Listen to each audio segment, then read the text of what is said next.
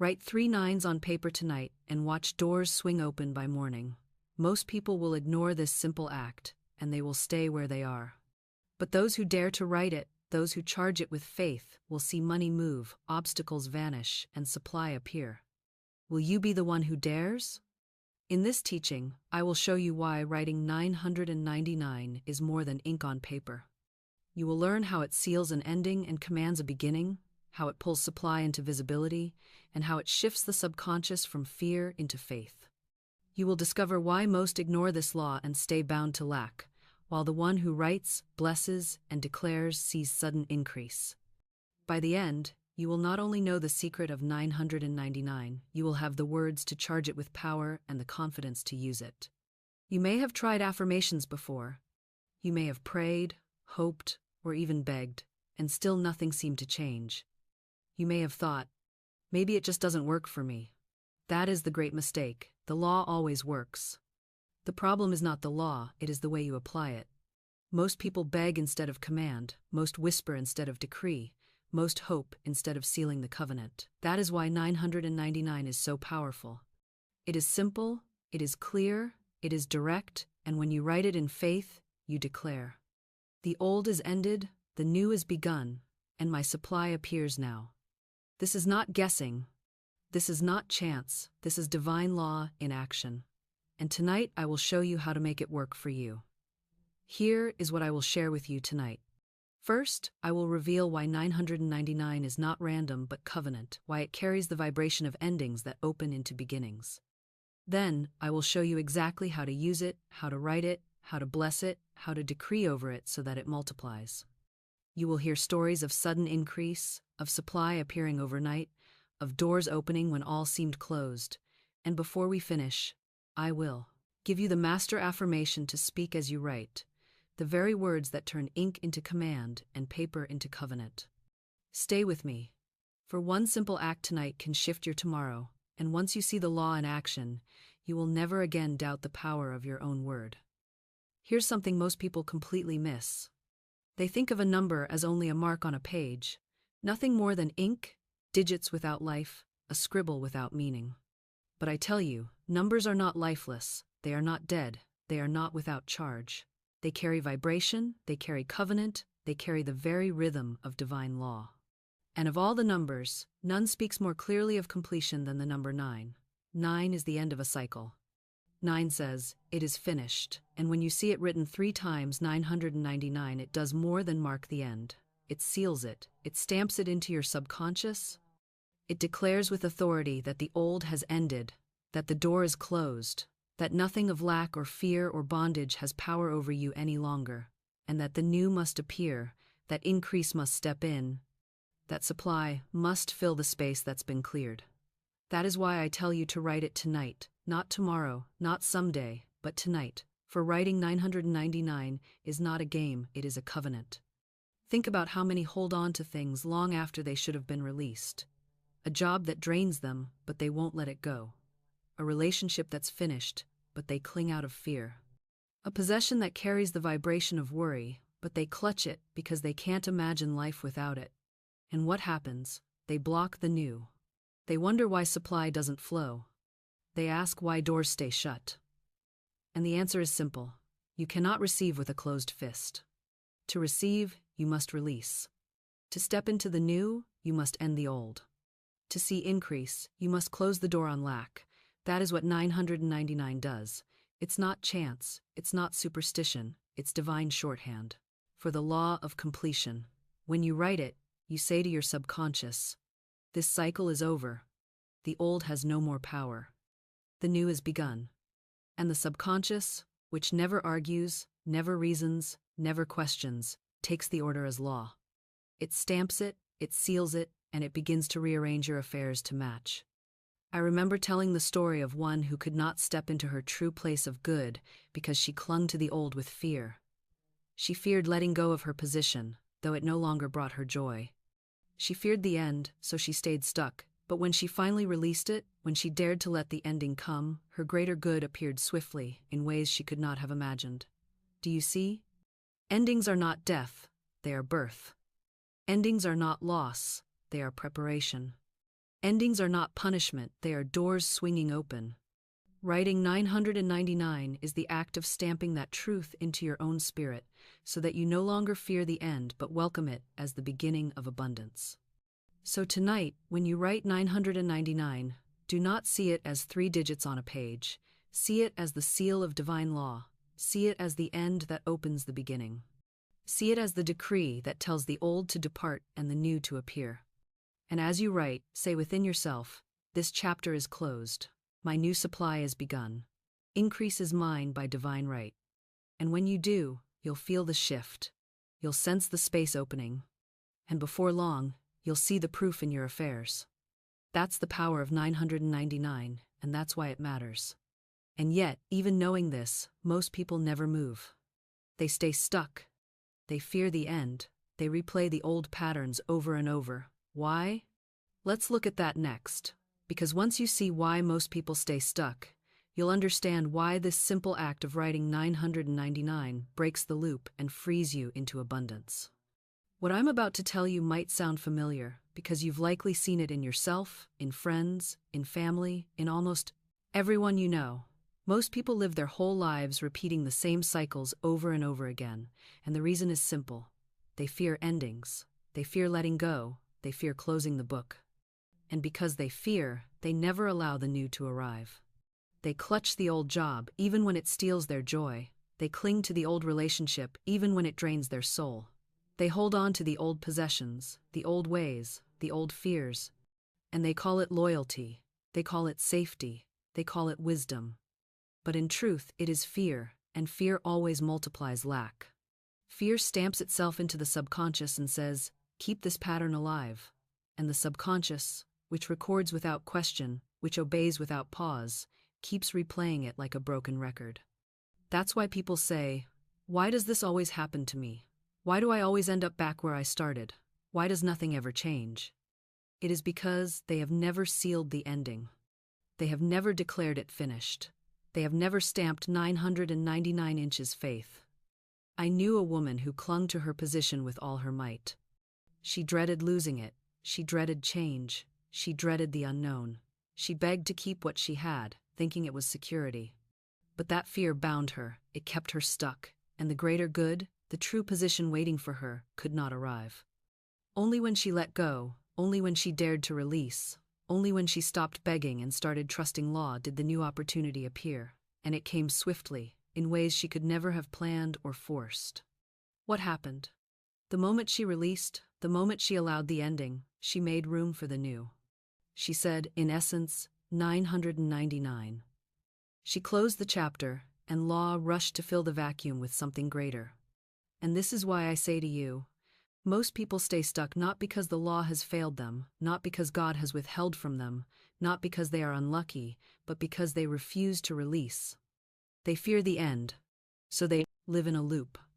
They replay the same relationships, the same disappointments, the same defeats, the same lack, and they call it life. But it is not life, it is bondage. Writing 999 breaks that bondage. It stamps the subconscious with closure. It tells the inner record keeper, this cycle is done, and it forces the pattern to change. It breaks the loop. It severs the chain. It commands increase to appear, because the space has been cleared for it to enter. So let me ask you directly, what are you still clinging to? What chapter have you left half closed, hoping it will stay alive, even though you know it's draining you? What pattern are you replaying because you fear to face the end? If you can name it, you can end it. If you can end it, you can replace it. And if you can replace it, you can multiply it. That is the law. 999 is the covenant of that law, written in digits. It's the way you tell your subconscious, I refuse to keep repeating this. I release it now. The old is done. The new is begun. And once you stamp that, once you bless that, once you seal that, you cannot stay stuck. The law will not allow it. Increase will appear. Now that you see why most people stay stuck, you can also see why such a simple act has power. It's not the ink on the page, it's the law in motion. And in the next part, I will show you exactly how 999 does its work in the subconscious, how it reprograms the inner law, how it seals new pictures and clears old grooves, and how it shifts you out of fear into faith. Stay with me, because this is where you'll understand the mechanics of it, the reason it works, and how to make it work for you every single time. Here's what most people never realize. The subconscious is the great servant of your life. But it is a servant without humor, without reason, without the ability to argue. It does not question, it does not analyze, it does not say, this is only a joke, this is only pretend, this is only chance. It records everything you give it and brings it forth in your affairs. That's why I've said so often, there is no such thing as a harmless word. Every idle word, every repeated phrase, every symbol you impress upon yourself is taken down by the subconscious as law. And once it has been recorded, it must outpicture itself. That is why so many remain in bondage.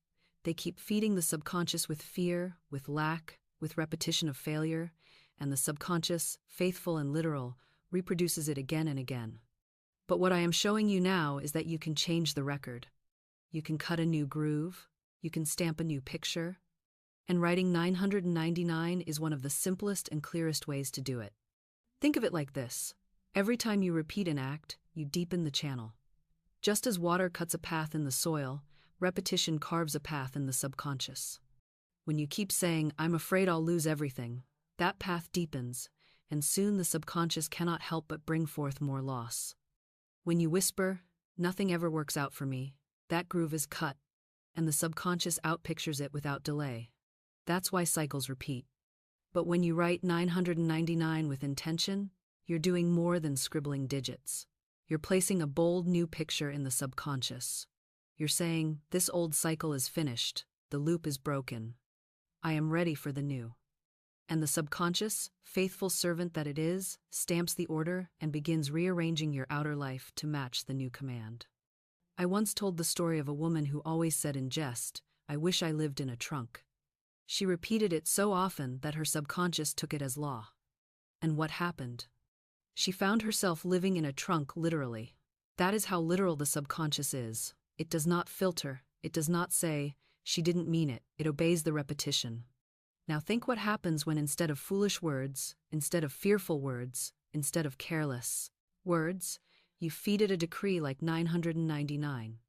You are giving it a new command. You are cutting a new groove. You are sealing the picture of endings and beginnings, of release and increase. You are telling it, stop playing the old record. Start a new one. And it cannot refuse. Do you see the beauty of it? You don't have to fight the old pattern. You don't have to resist it. You don't have to wrestle with it. You only have to replace it. You only have to give the subconscious a new picture, a stronger decree, a clearer command, and that's what writing 999 does. It is the law of substitution at work. You stamp the new until it takes root, and the old falls away. You repeat the number until the subconscious has no choice but to obey. And the more you write it, the deeper the groove is cut, the stronger the pattern is sealed, the swifter the outpicturing becomes. So I say to you, never despise this simple act. Never think it's only a number, it's only ink. Numbers are symbols, symbols are pictures, pictures are commands to the subconscious. And the subconscious, once commanded, must bring it to pass. Tonight when you write 999, you are not doodling, you are stamping the end of the old, you are declaring completion. You are reprogramming your inner law to release the past and welcome increase. And once the subconscious is sealed with that new order, you will find life itself rushing to obey. And this is only the first layer of how it works. Because digits by themselves are not enough. Numbers without words are like a body without breath. In the next part, I'll show you how to clothe 999 with the spoken word, how to combine number with decree, so that it becomes not only a picture but a living command, alive with the power of faith. Stay with me, because this is the moment where digits come alive, and once you see it, you will never again write a number without speaking over it. What I'm about to share might seem counterintuitive at first, because the world has taught you to separate numbers from words, to treat digits as cold, neutral marks without spirit, while reserving power for speech alone. But here is the mystery. Numbers are vessels, and words are breath. Numbers provide the form, but words provide the life.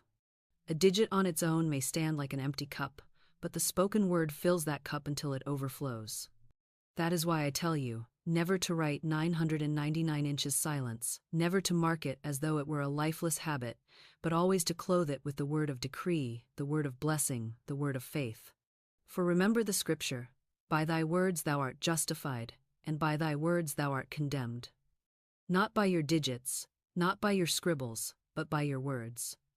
Yet when you take a digit and join it to decree, when you take a symbol and charge it with speech, you unite body and breath, form and spirit, vessel and wine. Then it lives, then it breathes, then it carries power, then it multiplies. Think of it this way: a ticket for the lottery is nothing but paper until you charge it.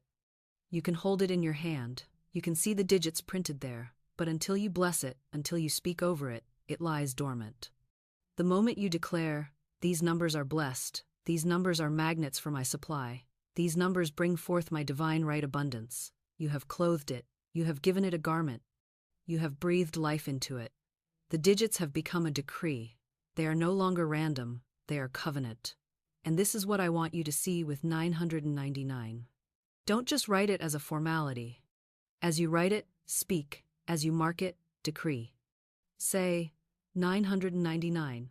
The old is finished, the new is begun. My supply now appears under grace, in perfect ways. And the subconscious, which records every word as law, takes that union of number and speech as a command it cannot resist. Do you remember the story of the fog at sea? A ship was trapped, the way ahead was blocked, and the reasoning mind could only say, "We must wait, we must endure, we are at the mercy of the elements." But one aboard knew the law, and she did not whisper, she did not plead. She commanded, "I command this fog to lift, under grace, in perfect ways." And the fog lifted, the sun broke through, the ship moved on. What happened? The spoken word clothed the command, and even nature obeyed. If a fog can dissolve at the power of the spoken word, do you think your digits will remain idle when you clothe them with decree? Impossible. They must obey. They must come alive. They must carry the vibration into your affairs. So hear me clearly. 999 on paper without word is a sketch, but 999 with spoken decree is a covenant. Numbers alone are silent. Numbers joined with faith-filled words resound like trumpets. And the subconscious, which hears not intention but sound, not wish but command, is stamped with the vibration and rushes to obey. This is why I say, never separate the two. As breath animates the body, so word animates the number. As spirit fills the form, so decree fills the digit. And when the two are joined, they cannot be broken, they cannot be resisted, they cannot return void. Now do you see why I insist that every 999 you write be clothed in speech? Because this is how you turn form into force, picture into power, symbol into magnet. And if numbers clothed in words can lift a fog, can shift a ship, can change the very elements, then they can most certainly shift your affairs, dissolve your debts, open your doors, multiply your wealth. And once you begin practicing this union, you will never again waste digits, you will never again speak carelessly, because you will know by demonstration that words make numbers alive, and together they are unstoppable. And yet, there is one more step, because it is not only about clothing the digits with words, it is about blessing them, charging them with the energy of multiplication, just as the loaves and fishes multiplied when blessed. This is the secret of turning the little into the endless, and in the next part, I will show you exactly how blessing your 999 multiplies it beyond measure. Now we come to the part that changes everything, the part most people skip, the part the 99 never touch, and that is the act of blessing. For what is blessed multiplies, and what is cursed with fear shrinks and dies. This is a law, as unchanging as gravity, as steady as sunrise. And here is the mystery. Every digit you write, every symbol you draw, every figure you place before your eyes carries either the stamp of blessing or the stain of fear. If you write 999 inches doubt, in worry, in mere curiosity, you clothe it with weakness, you charge it with emptiness. But if you write it with blessing, if you speak over it with joy, if you declare over it with certainty, then the digits become a channel of increase, a magnet for supply, a covenant sealed with abundance. Blessing turns paper into purse, ink into gold, digits into decree. Do you not remember the story of the loaves and fishes? They were few. To the eyes of the disciples, they were not enough. But Jesus lifted them up. He blessed them, he gave thanks for them, and what was little became much, what was not enough became more than enough, what was a handful fed thousands with baskets left over. That is the power of blessing. It multiplies, it overturns appearances, it brings forth increase where the natural mind saw only lack. And this same power is yours when you bless your digits, when you bless your 999, when you declare, this is not a scribble, this is not a number, this is a channel for divine increase. These nines are blessed, they multiply, they open the door for my supply to rush in under grace in perfect ways. Say it with joy, say it with conviction, say it until you feel the vibration in your bones. For fear curses, but blessing multiplies. I once told the story of a woman who came to me with only $2 left. She could have cursed those $2. She could have wept over them, she could have begged for more. Instead, I told her, bless this money. See it crammed and jammed with supply. Declare that this purse is full, overflowing with gold and silver, with bills and checks, with endless abundance. She obeyed. She blessed instead of cursed. She declared instead of doubted. And soon she was given $6,000, an increase far beyond her imagination. Do you see? The number in her purse did not multiply by chance. It multiplied by blessing. The law responded to her decree. The subconscious, stamped with a new picture, brought it forth. So when you write 999, do not leave it naked. Clothe it in blessing. Say, 999, you are blessed. You are the end of lack and the beginning of increase. You are my covenant of completion. You are the door to new supply. You multiply as loaves and fishes multiplied. You expand as seed planted in fertile soil expands. You grow as rivers overflow their banks. You are blessed, and you cannot fail. And as you speak, feel the shift. The digits begin to hum. The subconscious records the blessing. The law prepares the increase. And before long, what you blessed will return to you multiplied, pressed down, shaken together, running over. Never again curse with fear. Never again speak over your digits with doubt. Never again treat 999 as empty. Always bless, always declare, always charge it with the vibration of multiplication. For blessing is the key that turns completion into overflow, ending into abundance, closure into increase. And once you bless your numbers faithfully, you will know by demonstration that what is blessed multiplies and what is cursed with fear fades. And now that you understand how to bless, how to clothe digits with words, how to reprogram the subconscious with pictures of faith instead of fear, let me take you into the next unveiling. For it is one thing to know that 999 changes the inner record, but another to see how swiftly it changes.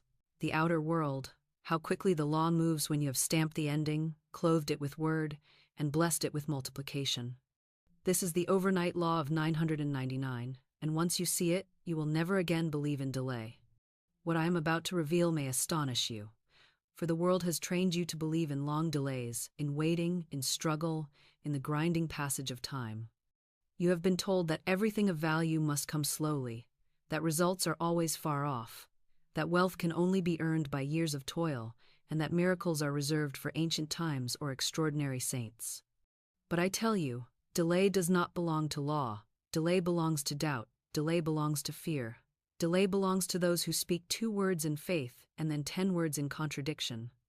The law itself is immediate, the subconscious is always at work, and the supply is ready to appear as swiftly as the morning Sunday. That is why I say to you, write 999 tonight, clothe it with decree, bless it with faith, and then rest. For while you rest, the law does not rest. While you sleep, the subconscious continues its work.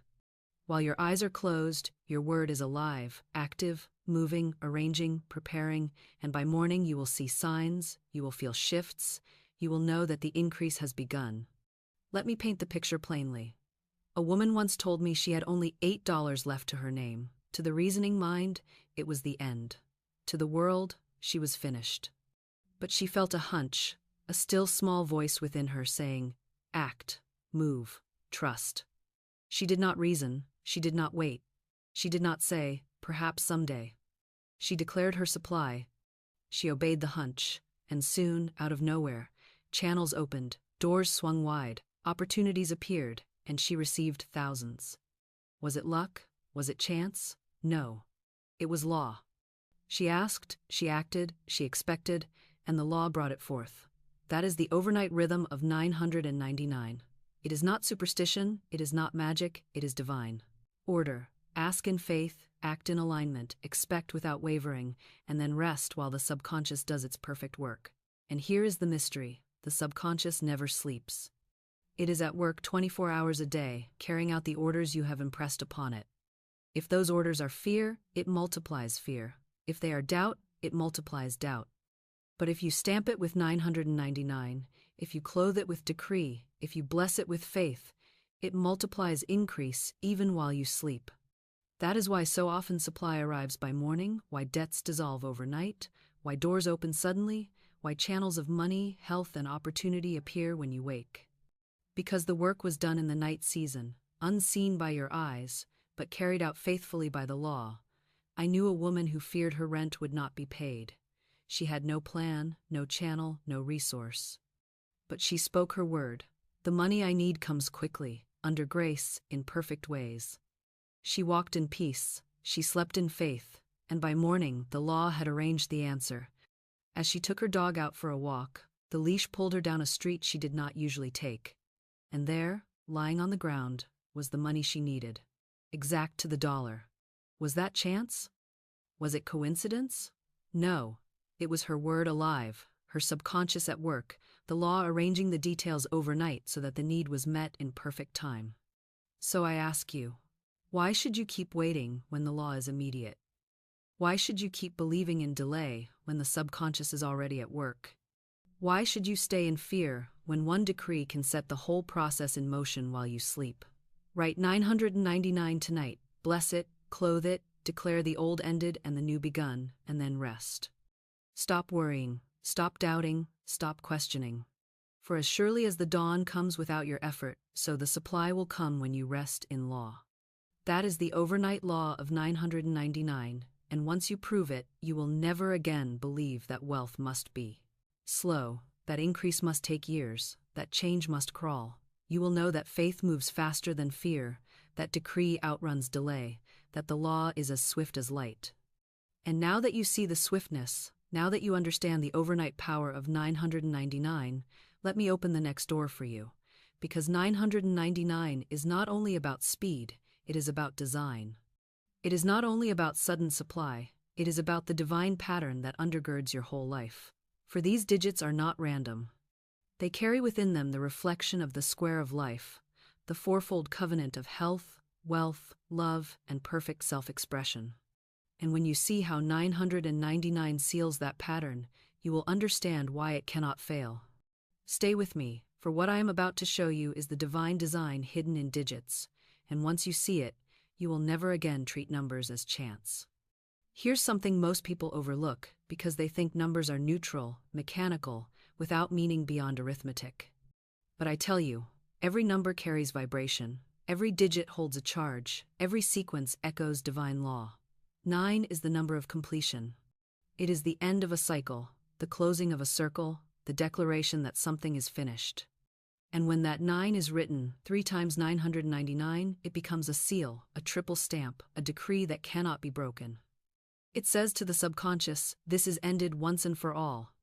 The old cycle is closed, the pattern is dissolved, the door is shut, and now the new must appear. And here is the beauty. The moment you declare an ending, you are already preparing for a beginning. The moment you close one chapter, you are already opening the next. The moment you release the old, you are already making room for the new. That is why 999 is so powerful. It doesn't just end, it ends with purpose. It ends with promise. It ends with a call to fullness. But the mystery goes deeper still. For life itself rests on a divine pattern, a square of 4 corners: health, wealth, love, and perfect self-expression. These are the pillars upon which your whole being rests, and when one corner is weak, the whole square is shaken. But when all 4 are strong, the foundation is unshakable. And 999, though it is 3 digits, ties itself to this fourfold covenant. How? Because completion in one area always prepares the way for wholeness in all. When you declare 999, you are saying, this old lack is finished, and now I welcome health, wealth, love, and expression in their fullness. 9 is the seal, but it points to the square. 9 ends the cycle, but it points to the foundation. 9 says, enough of the old, and the four corners say, here is the new. Think of a builder who sets out to raise a house. He cannot begin the walls until the four corners of the foundation are measured and true. If one corner is off, the whole structure tilts. But once the four corners are sealed, the house can rise strong, steady, and beautiful. That is what 999 does for your life. It seals the old pattern. It prepares the new ground. It calls the four corners into alignment. Each 9 is like a measuring line saying, this chapter is closed, this foundation is ready. And when you repeat it 3 times, you make the decree sure. You stamp it as covenant. You leave no opening for fear to creep in. So, tonight, when you write 999, see it not only as the end of what you no longer need, but as the laying of a foundation for the square of life. Say as you write, 999, the old is finished, the new is begun. I am whole in health, I am rich in wealth, I am fulfilled in love, I am free in self-expression. My foundation is sealed, my covenant is true, my increase is certain. Do not rush the act, do not treat it lightly. See each 9 as a pillar, see the 3 together as a seal, see the foundation beneath you becoming solid, immovable, prepared for all that is yours by divine right. And once the design is sealed, once the subconscious is stamped with the pattern, you will see your affairs rearrange themselves to match. Health will spring forth, wealth will multiply, love will harmonize, expression will open because the law must outpicture what has been imprinted within. And here is the wonder. Once sealed, the pattern cannot be erased. Just as a cornerstone cannot be shifted without tearing down the whole house, so a subconscious pattern sealed with decree and repetition cannot be undone by fleeting fear. It stands. It holds. It continues to produce. This is why I say never write 999 once and then forget it. Seal it daily. Repeat it until the groove is cut deep. Bless it until the subconscious has no choice but to obey. Declare it until the law itself echoes back your decree in manifestation. For 999 is not a number you visit once, it is a covenant you renew. And every time you renew it, you strengthen the foundation, you drive the pattern deeper, you make the outpicturing swifter. Now that you see this design, now that you understand how 999 ties into the square of life, let me show you how to walk it out daily. For it is one thing to write it once, to feel the power for a moment, but it is another to live in it, to breathe it, to treat every act as a decree, every number as a covenant, every day as a sealing of law. In the next part, I will show you how to live daily by 999, how to stop begging, start commanding, and walk in abundance as naturally as you breathe.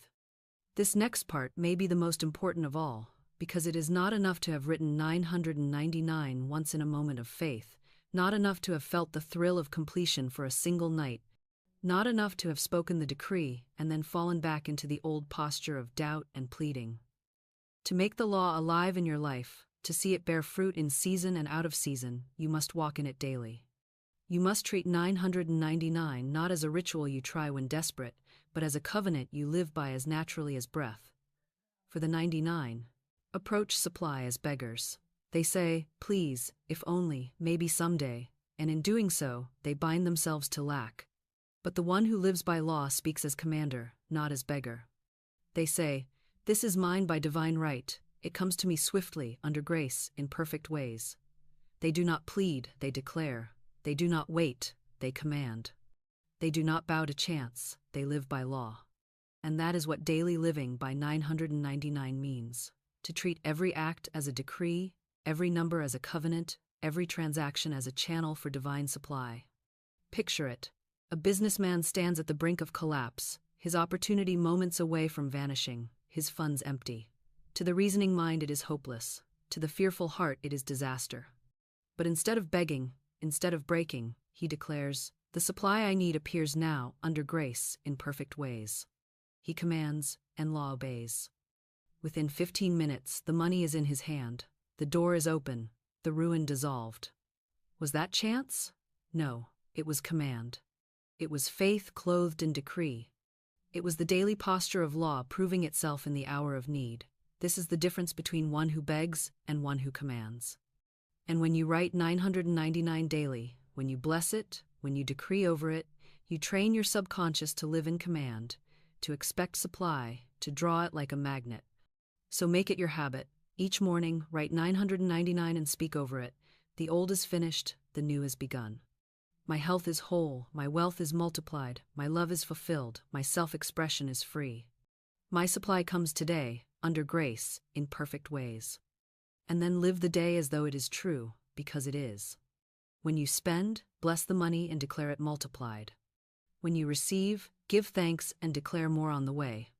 When you touch a code, when you press digits, remember the covenant and renew it silently. Let no act be empty, let no number be idle, let no transaction be casual. Fill each one with decree, and over time, you will find that 999 is no longer only on the page, it is in your rhythm, in your thought, in your very breath. You will be living it, not visiting it. And here's the beauty. When you live daily by 999, wealth ceases to feel like an event you are waiting for. It becomes a stream you walk in, a flow you trust, a rhythm you move with. It is no longer a question of if supply will appear, but only how swiftly, how beautifully, how perfectly it will manifest. You will not strain, you will not chase, you will not plead. You will declare, you will bless, you will command, and you will watch the law outpicture your word again and again. This is the daily walk of 999, and once you make it your habit, you will never again doubt that abundance is yours. And now, having shown you the power of the daily practice, we come to the closing seal of this teaching.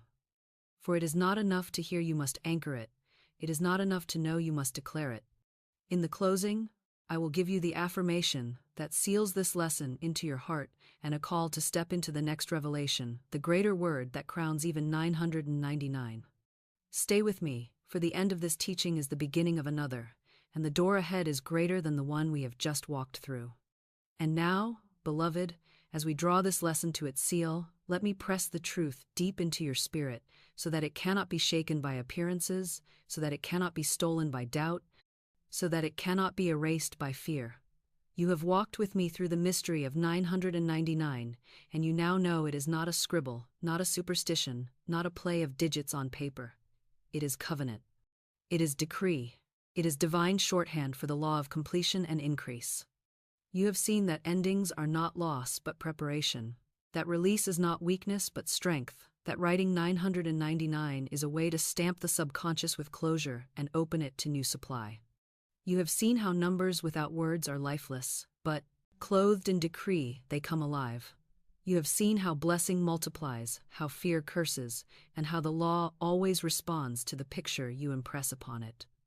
You have heard stories of sudden supply, of money arriving by morning, of doors opening just in time, and you know now that delay belongs not to law but to doubt. You have seen the design, the square of life upheld by health, wealth, love, and self-expression, and you have learned to seal it daily, to live not by chance but by command. So I leave you with this affirmation, and I charge you to speak it until it lives in your bones. I now write 999 inches faith. I declare the old ended, the new begun. My numbers are blessed. My words are law, and my supply grows by morning, under grace, in perfect ways. Let this be the seal upon your lips each time you write, each time you speak, each time you step into the rhythm of decree. Do not let it be a phrase you visit once, but a covenant you renew daily, until the subconscious knows nothing else, until the law has no choice but to outpicture it, until your whole life testifies that divine supply never fails. And let me say this plainly, do not stop here. What you have received is powerful, but it is not the end, it is the beginning. For numbers are mighty, but there is a word more powerful still, a single word more ancient than digits, more charged than symbols, more immediate than any formula. It is the word that has opened seas, toppled walls, and commanded supply with swiftness that stuns the reasoning mind. Most never speak it, most never know it, most never dare to wield it, and yet in my next teaching I will place it in your mouth. I will give you that word, I will show you how to speak it, and you will see that it crowns even 999, that it moves wealth swifter than digits, that it is the command heaven bends to hear and earth rushes to obey. So take this step with me, write 999 tonight, bless it, decree it, seal it. And then, when you are ready, step. through the next door with me, and receive the word that crowns them all. Click here, follow me into the next revelation, and I will place in your mouth the very word that no force of lack can withstand. And before I release you fully from this teaching, I want you to pause and take a long breath and recognize where you now stand, because you are not the same as when you pressed play. You are not the same as when you first heard me say, "Write 999 on paper tonight." For now you know, and once you know, you cannot unknow. Once you have seen, you cannot unsee. Once the truth has been spoken, it echoes forever in the chambers of your spirit. You have walked with me line by line, story by story, decree by decree, and you have been shown that 999 is not a superstition, not a passing curiosity, but a key, a code, a covenant that shuts the door on the old and throws wide the gates of the new. And if you will dare to take the pen in your hand and write it tonight, not casually, not idly, not as a test of chance, but as a decree of faith, you will see what happens. You will see the old dissolve, you will feel the weight lift, you will sense the shift in the air around you, and you will know that divine law has already begun to rearrange your affairs to bring you what is yours by right. So let this be your practice from this night forward. Never fear an ending again, for every ending is a beginning in disguise. Never despise small acts again, for each one is a seed of law. Never curse what you hold, but bless it, for what you bless multiplies. Write 999 with intention, clothe it with word, bless it with joy, and rest in the certainty that while you sleep, the subconscious is already at work, bringing forth increase, arranging channels, setting the stage for your wealth to appear by morning. And when it does, do not call it luck, do not call it accident, call it what it is, law, divine law, unfailing and eternal. But I cannot leave you without opening the next door, because what you have received here is rich, it is powerful, it is enough to transform your life, and yet it is only the beginning. Numbers are mighty symbols, but there is one word, one living word, that moves faster than any digit, that cuts deeper than any formula, that carries the fire of creation itself. It is the word most people never speak, the word most people never even suspect, and yet it is the crown of command, the scepter of decree, the key that unlocks treasures no hand can shut. In my next teaching, I will not only name it, I will place it in your mouth. I will show you how to speak it so that heaven bends to hear and earth rushes to obey. And you will see by demonstration that nothing is greater than the word. So take this as both a seal and an invitation. Tonight, write 999, bless it, decree it, seal it. Let your whole being hum with the rhythm of completion and beginning, of ending and increase, of law and action. And then, when you are ready for the crown of this teaching, step with me into the next revelation, where the single word that outruns digits will be given to you. Do not stop here, for this is not the end, it is the bridge. Step across and see what waits beyond.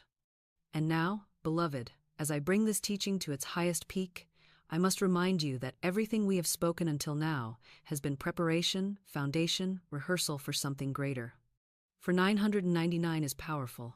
Yes, it is a seal of completion, it is a covenant of release, it is a stamp of closure that swings open the gates of the new. It ends cycles, it dissolves fear, it tells the subconscious to break the loop and prepare the field for increase. But beyond numbers, beyond symbols, beyond all forms, there is the Word. The Word was in the beginning, the Word was with God, the Word was God. It is the living fire that gives life to numbers, the breath that clothes digits with spirit, the force that creates worlds and sustains universes. And while the act of writing 999 aligns you with completion and new beginnings, the act of speaking the Word aligns you with creation itself. Numbers point, but the Word commands. Digits seal, but the Word breathes. And I tell you plainly, there is one word that has carried the vibration of victory through every age, one word that has moved mountains, parted seas, broken chains, opened doors, and released wealth faster than any figure or formula. Most never speak it, most never dare to test it, most wander in darkness with symbols and neglect the light of the word itself. But those who do speak it, those who clothe their decrees with it, those who stamp their digits with it, find that supply moves instantly, without resistance, without delay. They discover that the word is not just sound, but substance, not just vibration, but law. This, beloved, is where I must lead you next. For as much as you now know of 999, as much as you now feel the power of endings and beginnings, as much as you now sense the shift in your spirit, you must not stop here. You must step forward into the next revelation, into the living word that crowns everything we have built. So hear me and hold fast to this. Write 999 tonight, yes, and bless it. Write it and decree over it. Write it and feel the old dissolve. But know in your heart that even this is but a stepping stone, a forerunner, a whisper of the greater sound that waits for you. And when you are ready, when you have sealed the covenant of endings and beginnings, when you have walked in the daily practice of command, I will give you that word, I will place it on your tongue. I will show you how to wield it so that your every decree carries the fire of creation itself. Do not delay. Do not hesitate. Do not linger with only half the treasure. Step into the fullness. For numbers may point the way, but the word carries you through. The difference between poverty and riches is not hard work, it is not luck, it is not chance. It is one formula, one law of divine supply that makes money rush to you when you speak it. If you are poor today, it is because you have not yet applied it, but when you do, riches will obey your command. In this lesson, I will give you the has-shown formula to get rich off divine supply. You will learn the exact words to speak daily that unlock your fortune. You will see why so many prayers for money fail and how this one command reverses poverty and makes supply flow. If you have ever feared bills, debts, or lack, what I give you today will end that fear and open a new chapter of freedom. You have been told wealth is for the few, that you must labor, save, and struggle. But I tell you, money is obedient. It is not master but servant. It comes when called in the right way. The problem is most people call it by false names: hard, scarce, difficult, not enough. They beg it as if it were their master. And so money hides from them. But when you call it by its true name, when you use the formula of divine supply, it comes at once, faithfully, joyously, without toil. I will show you how to speak this formula until it becomes the law of your life. Stay with me, for in this lesson I will open the treasury of divine supply. First, I will reveal the exact formula you must speak daily to command riches. Then, I will show you why the world has failed, why their words have cursed them instead of blessing them. I will give you stories of men and women who turned their last dollar into a river of abundance by applying this law. And finally, I will arm you with affirmations so strong they will shatter fear and make money flow as faithfully as water down a hill. Do not expect the usual teaching, expect a revelation. For if you stress about money, today that stress ends. And if you long for riches, today you learn the formula that makes them appear. Here's something most people completely miss, and because they miss it, they remain trapped in the circle of lack. Every word you speak plants a seed. Your tongue is the plow, your subconscious is the soil, and your affairs are nothing more than the harvest of the words you have sown. You may think your words vanish into the air, light as breath, gone in an instant, but they do not vanish. They travel forth, they take root, they set law in motion, and they return clothed in circumstances, clothed in supply, clothed in experiences that match the very vibration you sent out. This is why the scripture declares, life and death are in the power of the tongue. With every word you speak, you are sowing life or death, poverty or wealth, chains or freedom. Think of the farmer in his field. If he plants corn, he cannot reap roses. If he sows weeds, he cannot expect wheat. The harvest is always in kind with the seed, so it is with your life. The words you have spoken yesterday are the crop you are standing in today. If your speech has been filled with fear, complaint, and curses, then your field will be overrun with weeds. If your speech is filled with blessing, faith, and praise, then your field will be rich with wheat. It cannot be otherwise, for the law is exact and unfailing. Words are not idle, they are seeds, and seeds never fail to produce their kind. Many people excuse themselves and say, "But I was only joking, I didn't mean it." Yet the subconscious does not laugh. It has no sense of humor. It does not ask if you meant it or not. It hears only the command. It obeys the words spoken, whether in jest or in earnest. I once knew a woman who, tired of her home, often said with a laugh, "I wish I lived in a trunk." She thought it clever, she thought it harmless. But her words were seeds, and the subconscious took them as law. In time, her affairs collapsed until she was literally forced to live out of a trunk. Another woman, well provided for, was in the habit of saying, "I am getting ready for the poorhouse." She repeated it so often, half in jest, that her subconscious accepted it as truth. And not long after, she was reduced to the brink of destitution. These are not coincidences, they are demonstrations of law. But here is the comfort, and it is a glorious comfort. The same law that brings lack can bring plenty. The same tongue that cursed can bless. The same word that chained you can free you. A woman once came to me with only $8. She was fearful, trembling, discouraged. Her words had been full of complaint. "I never have enough. I don't see a way out. Money always slips away." Those seeds had borne their bitter harvest. But I told her, "We will bless the $8 and we will multiply it. Let us declare, God is my supply, and money now flows to me quickly, easily, joyously, under grace, in perfect ways." She obeyed. She turned her complaint into blessing, her curse into praise. And soon after, she was led to an old friend who opened for her a channel of abundance, and thousands came rushing into her life. She said afterward, "Tell everyone about the woman who had $8 and a hunch." And so I do, because it proves the law. Words are seeds, and the harvest comes swiftly when you sow in faith. So I ask you, what have you been planting? What is growing in your field today? Look around you. Your conditions are nothing but the crops sprung from yesterday's words. If you want a new harvest, sow new seeds. Never again say, "I am broke." Say instead, "I am rich in divine supply." Never again say, "I can't afford." Say instead, "God makes a way for me, and I have more than enough." Never again sigh, "It never works for me." Say instead, "Everything I do prospers, for I am aligned with divine law." Plant these seeds, and the harvest cannot fail. This is why I say, your word is your wand. Wield it with care. Speak only what you desire to see. Refuse to plant weeds with careless complaints. Bless your money, bless your work, bless your health, bless your future, and the field of your life will grow green with abundance. For words, plant your fortune, and the harvest is always sure. And now that you see how words plant seeds in the soil of your life, you must understand another truth. The subconscious never laughs.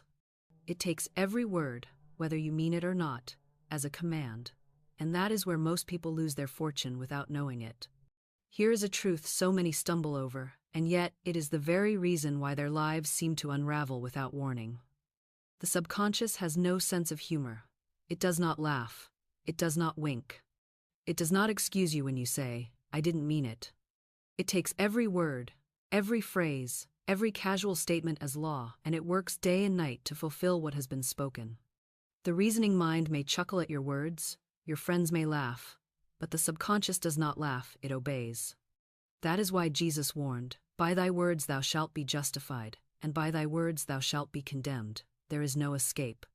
Every word plants itself in the soil of the subconscious, and the harvest is sure. I have seen it too many times to doubt it. A woman once said over and over, half in jest, "I am sick and tired of this home. I wish I could pack it up and live in a trunk." She thought she was being clever, she thought it harmless. But the subconscious, hearing her words, set to work to make them law. Her circumstances collapsed until she was forced to live out of a trunk. Another woman, comfortably provided for, repeated often, "I suppose I'll end up in the poorhouse." She said it laughing, but the subconscious does not laugh. In time, her fortune dwindled, and she stood on the very edge of poverty, staring at the things she had joked into being. These are not tales of chance, they are the exact demonstration of law. So I tell you, with all the force of truth, never joke about poverty, never jest about failure, never make light of disease. Never toss careless words into the air and say, "It doesn't matter." For every word matters. Every word is a seed, and the subconscious is a faithful servant. It cannot distinguish between jest and earnest, between truth and lie, between what you fear and what you desire. It simply records the vibration and brings it forth into form. The man who constantly says, "I can't afford it," will soon be unable to afford anything. The woman who sighs, "I always get the worst of it," will surely see that law fulfilled. The one who declares, "I never get ahead," will find his path blocked at every turn. They may protest, "But I didn't mean it." The subconscious answers, "It is law, for you spoke it." Yet here is the glory: the same law that binds you can free you. Just as the subconscious obeys careless curses, it obeys deliberate blessings. When you speak truth, when you declare abundance, when you affirm health, when you pronounce freedom, the subconscious takes those words and shapes them into your affairs. One student of mine began to say daily, "I have a magic purse. It is crammed, jammed with money. It can never be depleted." At the time she had only $2, but she refused to call it little. She called it abundant, overflowing, inexhaustible. Soon she received a gift of $6,000. Her words, once planted, grew into a harvest she could not have imagined. So I ask you, what words are you scattering as jokes, as complaints, as idle chatter? Look closely, for they are shaping your tomorrow. Your subconscious is recording them now, etching them into the law of your life. If you do not wish to live them, do not speak them. Guard your tongue. Train it to bless, to affirm, to declare only what you desire to see. Refuse to curse yourself with careless humor. Refuse to set in motion a harvest of weeds, for the subconscious does not laugh, it obeys. This is why I tell my students, never say anything you do not want to come true. Never let your tongue paint pictures you do not wish to live. Speak only life, only wealth, only health, only joy, and your subconscious will shape your affairs to match. And now that you understand the subconscious takes every word as law, whether spoken in jest or in fear, you are ready to see the great reversal, how curses can be broken, how blessings can be spoken, and how one new word can undo years of bondage. Here is the glory of divine law, and it is this: no curse is final, no careless word is eternal. No past mistake has the power to bind you when you turn and speak the word of truth. The same tongue that cursed you can bless you, the same lips that imprisoned you can set you free, the same speech that sowed weeds can now scatter seeds of wheat, and the same law that seemed against you will fight for you the very moment you reverse your words. People often come to me saying, "Have I ruined my life by the things I have spoken? Have I cut myself off from good by years of complaint, of fear, of false affirmations?" And I tell them, no. The law is merciful. What has been planted in ignorance can be uprooted in wisdom. What has been spoken in fear can be overturned by faith. What was once a curse can now be replaced by blessing. Consider again the woman who came to me with only $8, trembling, filled with dread. Her past words had been curses. She had said, "This is not enough. I will never get ahead. I always fail." And her life obeyed her. But when I told her, "We will bless the $8, and we will multiply it," she obeyed. She took the same tongue that had cursed her money and used it to bless her money. She said, "I bless this money, and it multiplies. I bless this seed, and it grows." And within days, a door opened, an old connection was revived, and thousands flowed into her life. She said afterward, "Tell people about the woman who had $8 and a hunch." And so I do. For she proves this law: blessing breaks curses, praise multiplies supply, and a new word of truth can rewrite the records of years. Another student told me she was in the habit of saying, "Money slips through my fingers." She thought she was describing her condition, but she was creating it. Her subconscious, faithful and exact, kept money slipping away from her no matter how much she earned. I told her, "Stop speaking the curse, speak the blessing. Say instead, money sticks to me. Money stays with me. Money serves me faithfully, and I use it wisely." She obeyed. At first she felt foolish, for her purse was empty. But she continued, and soon she noticed a change. Gifts came, investments held, her savings grew. One day she exclaimed, "It is as though money has turned into my servant." And indeed it had, for her words had reversed the curse. This is the great principle. Every negative word has its positive reversal. If you have been saying, "I am always unlucky," you may replace it with, "I am divinely guided, and everything I do prospers."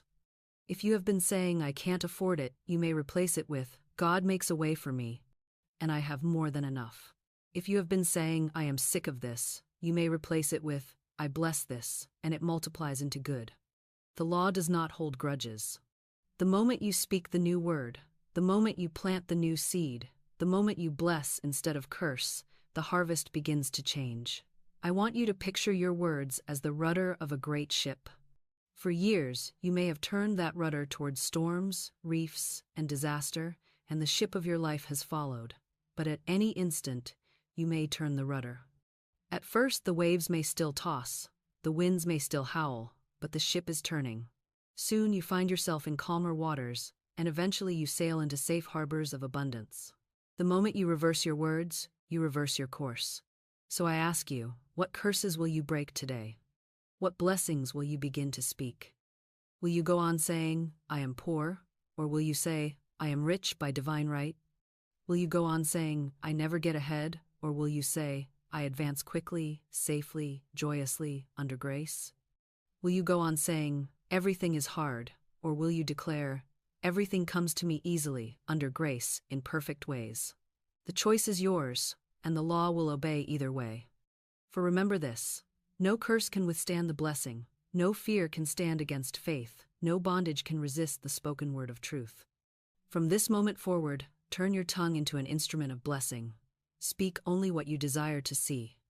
For the word of blessing will multiply your supply, and your life will become the visible proof that the curse is broken and the harvest is good. And now that you see how curses can be overturned and blessings can multiply, let us step into the next revelation, the very formula itself.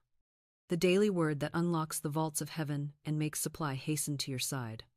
Now that you understand words are seeds, let me show you the greatest secret most people never dare to believe. Money itself is divine substance. It is not wicked, it is not cruel, it is not scarce. It is not hard to get. These are the false names men and women have placed upon it, and because they call it by those names, money flees from them.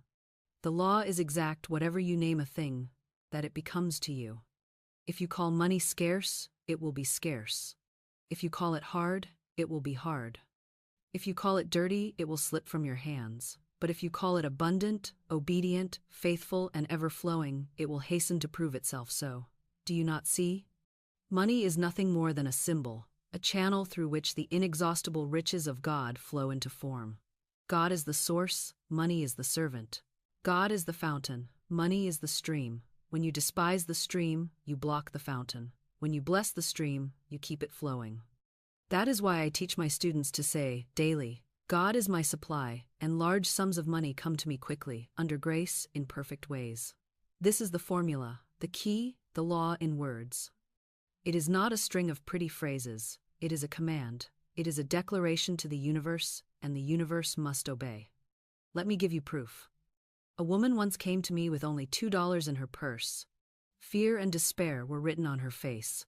She said, "How can $2 be enough? How can I live?" I told her, "Do not curse the purse, do not despise the small seed. Call it full, call it overflowing, call it inexhaustible." I gave her an affirmation. My purse is a magic purse. It is crammed, jammed with money. It can never be depleted. As money goes out, immediately money comes in. It is always crammed, jammed, packed with abundance. She obeyed. She refused to call it empty. She refused to say, "Only $2. She spoke as though it were bursting with plenty. And in a short time, a gift of $6,000 was placed in her hands. $2 became $6,000 because she stopped cursing and started blessing. She called money by its right name. The world will mock this. The reasoning mind will sneer. You cannot get money by words. But I say to you, in the beginning was the Word, and by the Word was all made that was made. If words can create worlds, can they not also call forth dollars? If words can set planets in their orbits, can they not arrange your affairs? Men toil and sweat, striving for scraps, while one who knows the law speaks a word and receives. The world laughs, but the law does not laugh, it obeys. And while the doubter struggles, the believer prospers. So I ask you, what names are you calling money? Have you been calling it scarce, hard, elusive, never enough? If so, you have driven it from your life. Begin today to call it by its true name. Say daily, money is divine substance. Money is my faithful servant. Money comes to me quickly, easily, joyously, under grace, in perfect ways. Do not wait for proof before you speak. Speak, and proof will follow. Do not look into the empty purse and sigh. Look into it and declare, "This is full, overflowing, inexhaustible." The subconscious does not ask if it is true, it obeys your word, and then shapes your affairs to match. Remember this: God is the source, money is the channel. You need not fear channels drying up, for the fountain never fails. If one channel closes, another will open. But if you curse the stream, you cut yourself off from the fountain, bless the stream, and you keep yourself aligned with the source. So fix these words in your heart: God is my supply, and large sums of money come to me quickly, under grace, in perfect ways. Speak them morning and night. Speak them over your purse, over your work, over your bills, over your future. Refuse to call money by false names. Refuse to curse the servant God has given you. Call it faithful, call it abundant, call it obedient, and it will obey. And now that you know the formula of words, you must also know the formula of action. For words without works are dead. Faith must be proven by preparation. Let us move now into the law of preparation, where you act as though the supply is already here, and in so doing, you unlock the channel of abundance. Here is the next step in the great formula, and it is one that many stumble over. It is not enough to speak abundance while living as though poverty ruled you. Words alone will not avail if your actions contradict them. Faith must be proven by preparation. To say, God is my supply, and then to act as if supply will never come, is to cancel your own command. The universe listens not only to your words but to your works, and when the two agree, the law is fulfilled without fail. The scripture says, "Faith without works is dead," and indeed, it is dead speech to declare wealth while walking in the vibration of fear, while clutching every coin as though God's supply were uncertain, while refusing to prepare for the very abundance you are calling. But when you prepare as though your riches are already here, when you make ready for the feast before the table is spread, when you dig your ditches before the rain falls, then the law has no choice but to fill your preparation with the substance of supply. Think of the story in the Bible of the 3 kings who wandered in the desert with no water for their armies or their beasts. They cried out for relief, and the prophet Elisha gave them a command that must have sounded absurd. "Ye shall not see wind, neither shall ye see rain. Yet make this valley full of ditches." Imagine their reasoning minds protesting. Why dig ditches in a dry desert where no rain is in sight? Yet they obeyed. They dug the ditches as if water were already rushing to fill them. And in the morning, the valley was full of water, though no rain had fallen, and their armies and their cattle drank and were saved. Do you see the law?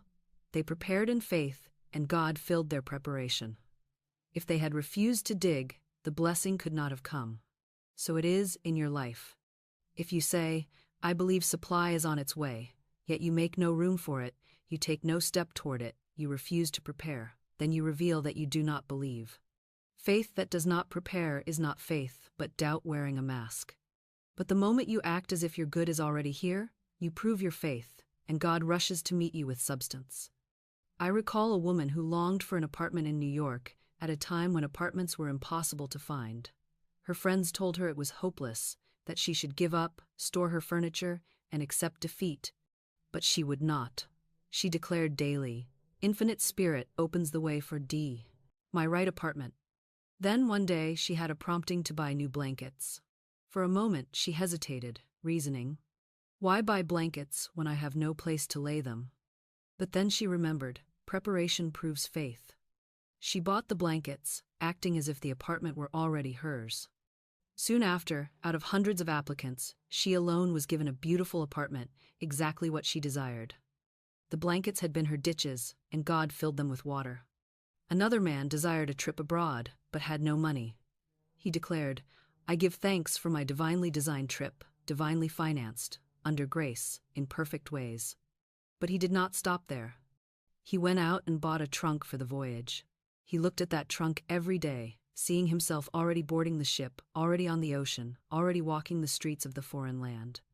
Soon after, the money arrived, the opportunity opened, and he took the trip in every detail he had imagined. His trunk was his ditch, and God filled it. Do you see now why it is not enough to speak without preparing? If you declare abundance, but clutch your purse in fear, your fear has canceled your faith. If you affirm wealth but refuse to make room for it, you have closed the door. If you speak freedom but still bow to lack in your actions, you prove you do not believe. But if you prepare, if you take one bold step as though your good were already here, then you prove your faith, and the law never fails to respond. So I ask you, what ditch will you dig today? What step will you take to prove your belief? Will you buy the blankets for the home you have not yet seen? Will you set aside a place for the money you have not yet received? Will you write the acceptance letter for the job you have not yet been offered? Will you give thanks for the voyage before the ticket is in your hand? Do something now that proves you believe, and watch how swiftly the law fills your preparation with substance. Never forget. Faith speaks, and then it acts. Faith declares, and then it prepares. Faith proves itself by obedience, and God always honors proof. So do not merely say, I believe, show that you believe. Prepare as though your good is already here, and soon you will see it rushing to meet you. And now that you know the law of preparation, we must deal with the enemy that often rises to cancel it, fear. For many begin well, they speak, they prepare, and then fear creeps in and erases it all. So let us now turn to break the grip of fear and doubt, and see how to cast them out once and for all. Now I must speak plainly, for this truth cannot be softened. Fear is not weakness. Fear is not merely emotion. Fear is faith, but faith turned upside down. Fear is faith in evil. Fear is faith that the wrong thing will happen, that lack is waiting at your door, that sickness is stalking your body, that loss is crouching in the shadows. Fear is the creative force of the soul misused, for the same law that brings your good when you believe will bring your ruin when you fear.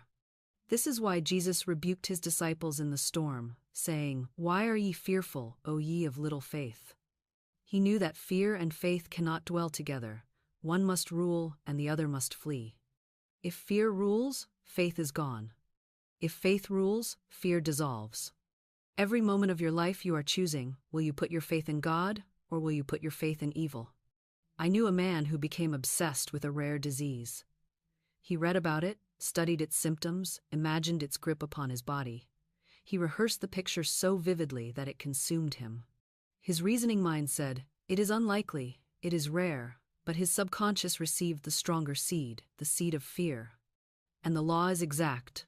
The thing I greatly feared has come upon me, said Job, and so it was with this man. His body, faithful servant of the subconscious, manifested the very disease he dreaded, and it carried him off. Was it chance? No, it was law. Fear had painted the picture, and the subconscious had obeyed. And what of you? Perhaps you do not fear disease, but how many fear bills? How many fear debts, fear unemployment, fear failure, fear rejection? They sit in their rooms rehearsing it. What if I can't pay? What if I lose my job? What if the money never comes? What if I am left behind? Each thought is a prayer to the wrong God.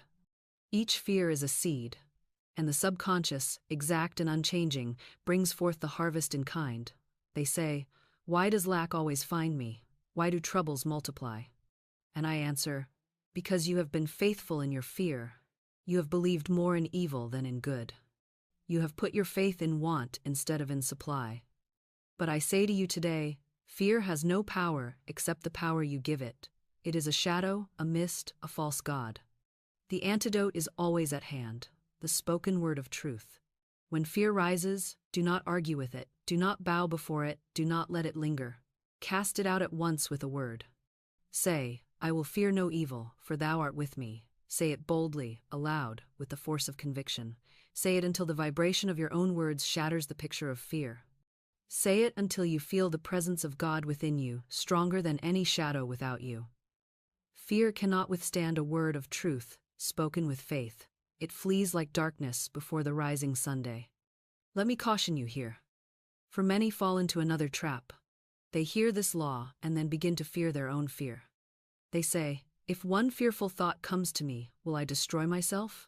If I imagine lack for a moment, is my good ruined? And so they live in terror of their own minds. That is inverted faith once again.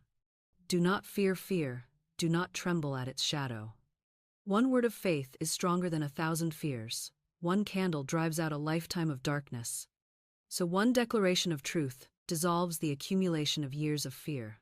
Say it calmly, say it boldly, say it as one who knows, I will fear no evil, For God is my light and my salvation. Whom shall I fear? And the shadow will vanish. So I ask you now, where have you been placing your faith?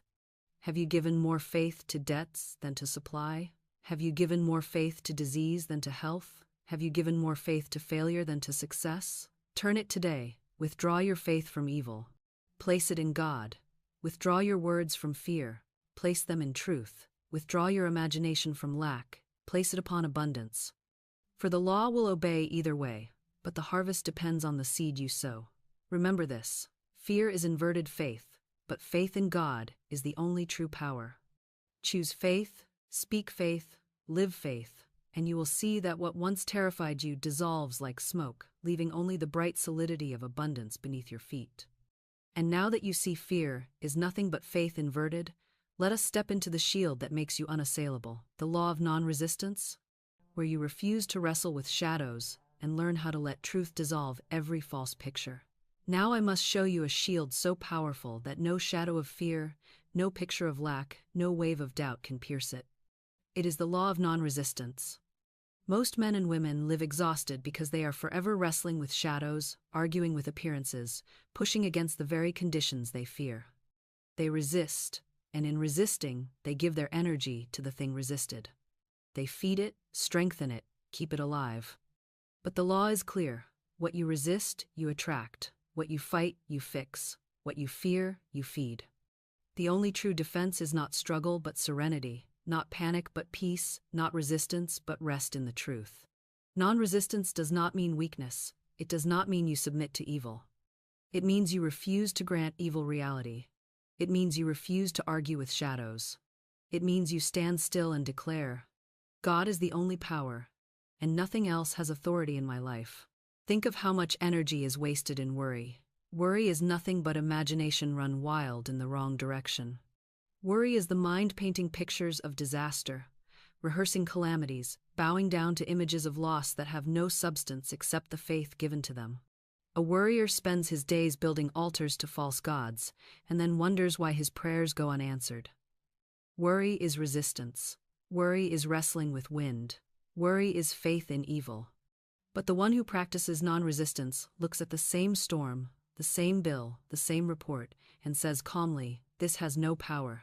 God is my supply. God is my health. God is my shield. I rest in truth.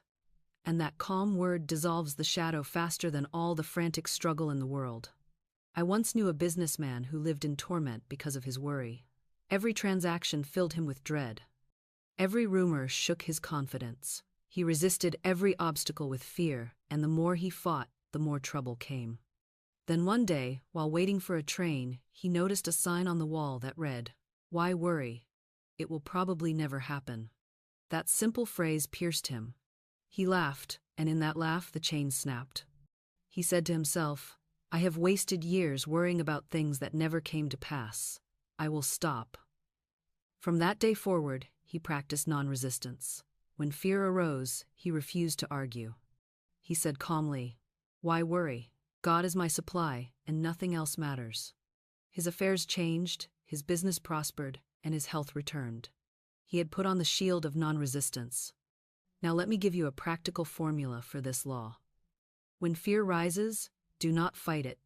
Do not try to crush it by force. Simply say, I smash and demolish every untrue record in my subconscious. They return to the dust heap of nothingness, for they came from nothing and are nothing. I now make my perfect records through the Christ within records of health, wealth, love, and perfect self-expression. Speak these words with calm authority and feel the false pictures dissolve. They are nothing. They have no substance. They have no reality. Replace them at once with the true picture. Yourself rich, yourself healthy, yourself guided, yourself free. The subconscious, faithful and obedient, erases the false and engraves the new. So I ask you, what storms are you fighting today? What shadows are you wrestling with? What appearances have you been giving power by your resistance? Let them go. Do not feed them with fear. Do not bow to them with worry. Stand still. Speak the word. Rest in the knowledge that God is the only power and all else is mist. This is non-resistance. It is the shield that nothing can pierce. And remember this, resistance creates tension, but non-resistance creates flow. The river does not resist the rock, it flows around it, and in time the rock is worn away. The light does not resist the darkness, it shines, and the darkness vanishes of itself. So you need not resist fear, you need not resist lack, you need not resist delay. Stand in the light of truth, and the shadows will melt. Rest in God's supply, and lack will dissolve. Affirm love, and discord will vanish. This is the shield of non-resistance, and with it, you walk through storms unharmed, through fire unburned, through waters undrowned. And now that you know how to shield yourself against fear and dissolve doubt, you are ready to move into the next revelation, the inner compass of prosperity, the voice of God within you, intuition, which will lead you step by step into your fortune. Now we come to one of the greatest gifts of the Spirit, a gift so near and so constant that most overlook it, and yet it is the very compass that can guide you into freedom and fortune. It is intuition, the voice of God within. I call it God's wireless, for it speaks without wires, without noise, without effort, sending its message straight from spirit to your soul. It is not loud. It does not shout. It does not argue. It whispers, it nudges, it suggests, and when you obey, it always leads you into safety, into success, into supply. Most people fail to hear it, not because it is absent, but because their minds are filled with fear, with noise, with the clamors of reason and the opinions of others. The still small voice is drowned out by the roar of the world. But when you speak the word of truth daily, when you bless instead of curse, when you quiet the storm of fear, the channel is cleared, the static dissolves, and suddenly that voice is unmistakable. I have said to my students many times, never violate a hunch, for a hunch is often the first whisper of intuition. It may seem foolish to the reasoning mind, it may look absurd to those around you, it may defy appearances, but if it is a true hunch, it is divine direction.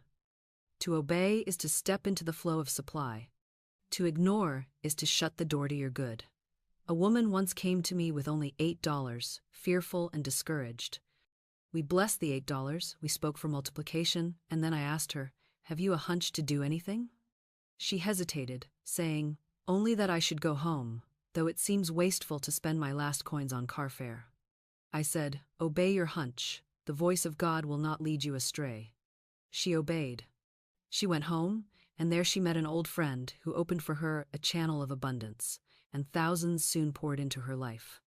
She said afterward, "Tell them about the woman who had $8 and a hunch." And so I do, because it proves this law beyond argument. Intuition is God's compass, and it never fails. Now you may ask, how can I tell the difference between intuition and fear, between the voice of God and the voice of my imagination? The test is simple. Fear pushes, intuition leads. Fear shouts, intuition whispers. Fear agitates, intuition assures. Fear leaves you restless, intuition brings peace. Even before results come, the true inner voice gives you a sense of calm certainty, as though an invisible hand were guiding you. When you obey, that peace deepens. When you disobey, it departs. That is how you know. Another student of mine longed for work but found every door closed. She spoke the affirmation, "I have a perfect work in a perfect way. I give perfect service for perfect pay." Soon after, she felt a sudden impulse to walk into a certain building, though she had no appointment and no clear reason.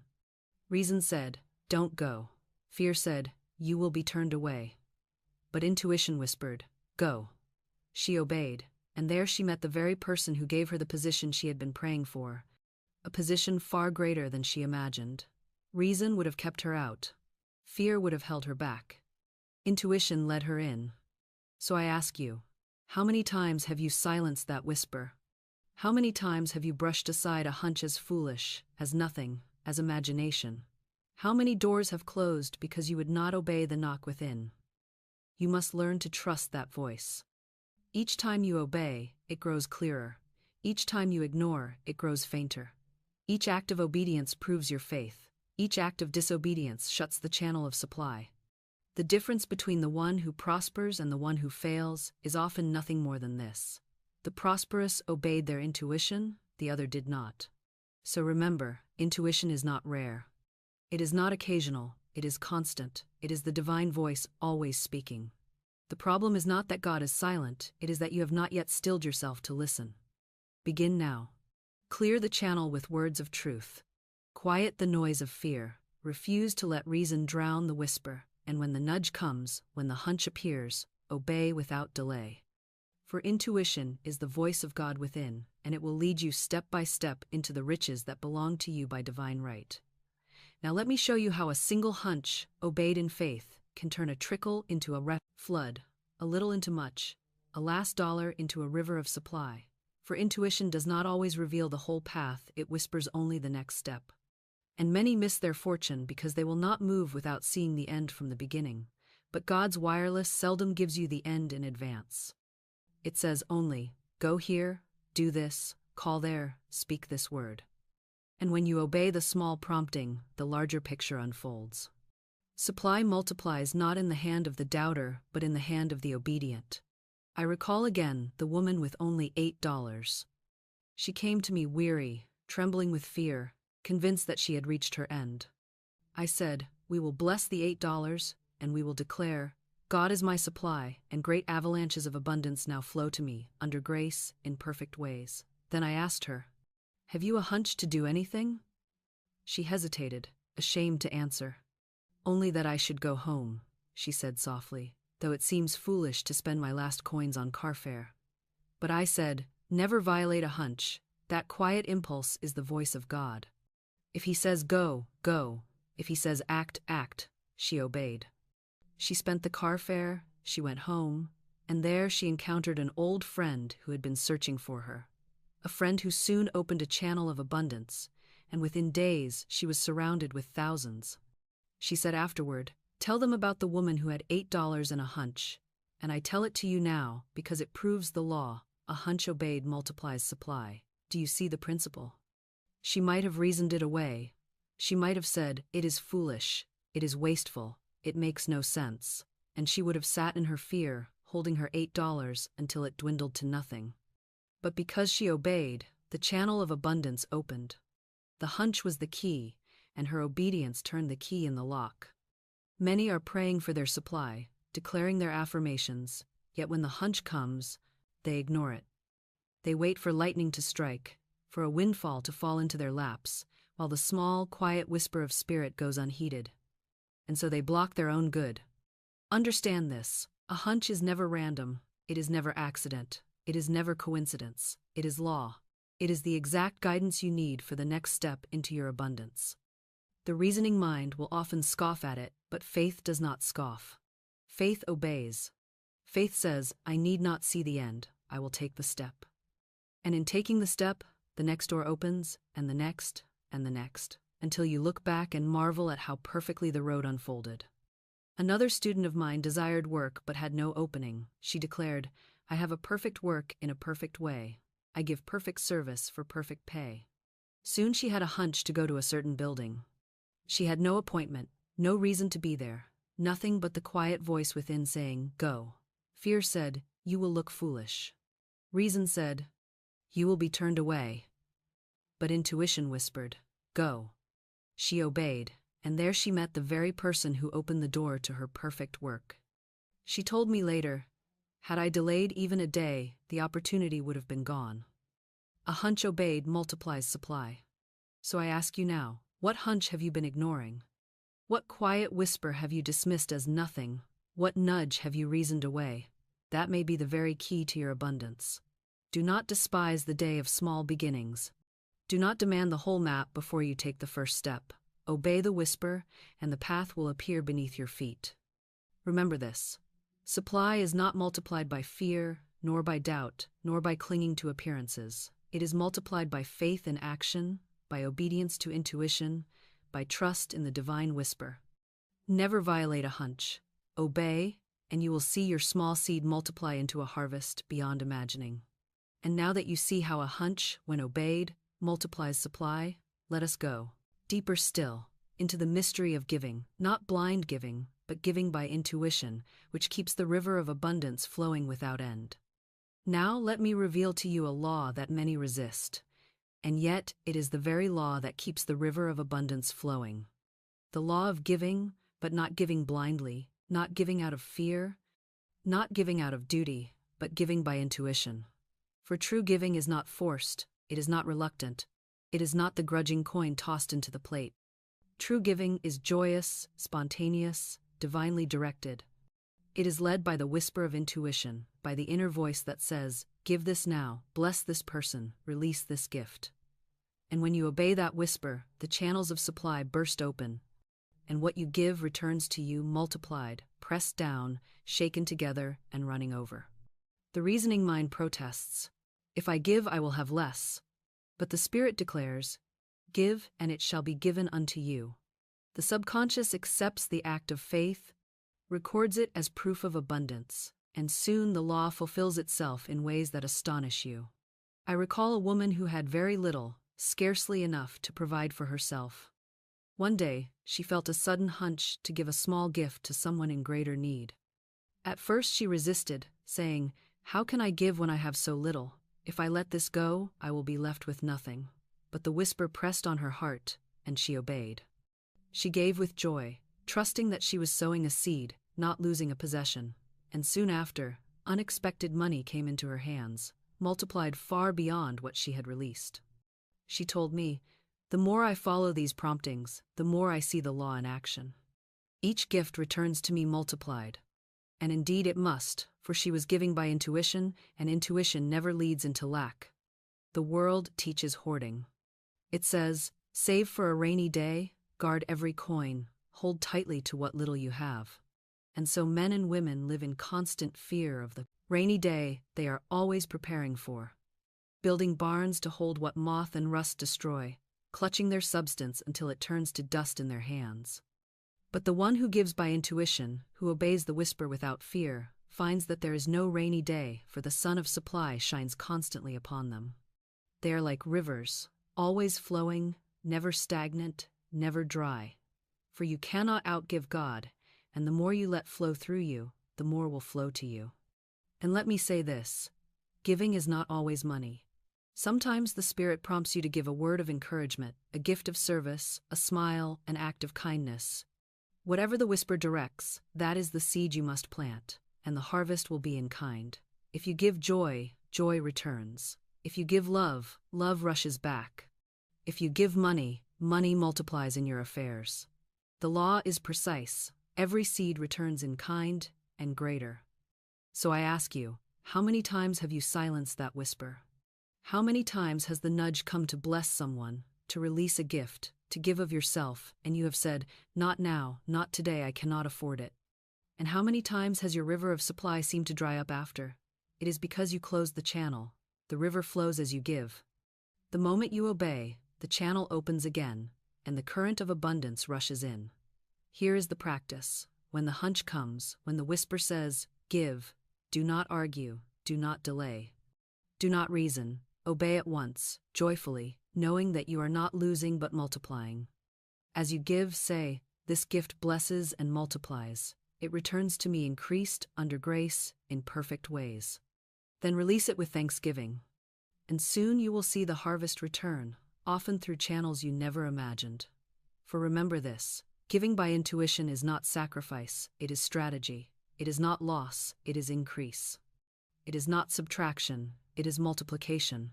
It is the law of circulation, and it is as exact as gravity.